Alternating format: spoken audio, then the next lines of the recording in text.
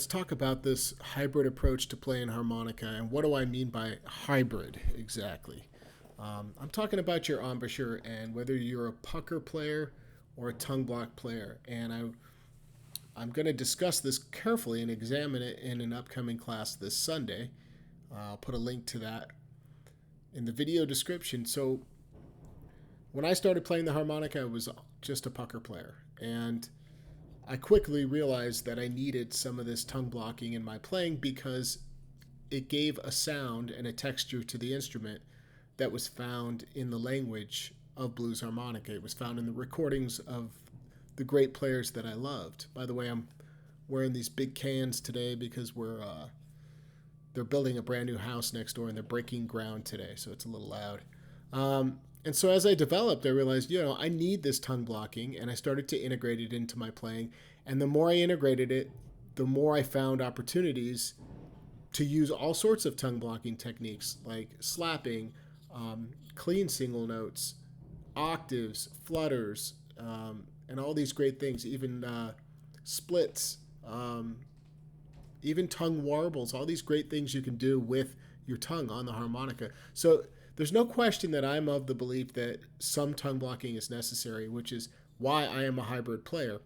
I kept my puckering technique because that is how I developed, and I found that I could get great sound on the instrument puckering. I didn't lose any tone that I could tell. I developed a nice big sound, and I even learned along the way some ways to get some of the tongue blocking nuances with puckering, which I'm going to share in this class. And it comes down to figuring out, there's three classes of players, and there is another way to get another embouchure, but I'm not going to talk about it today. It's very rare, like the tongue curled approach. But staying focused on this subject, there's really pucker players, tongue block exclusive players, and hybrid players, which is what I'm calling it, mixed players that mix the two together. And I should say that mixed approach happens on very varying levels. Some people might only use just a little bit, like for octaves. I use it much more than that, but I'm really comfortable puckering the entire instrument and almost tongue blocking the entire instrument as well. But I choose to mix it and blend it often mid-riff, mid-phrase, and sometimes I keep it exclusive to one embouchure or the other. These are the types of things I want to share with you in the class and show you how I can do that effectively. So if this is of interest to you, and let me give you 3 examples of who might be a good fit for this class. You are only puckering right now, and you want to start developing more tongue blocking into your playing.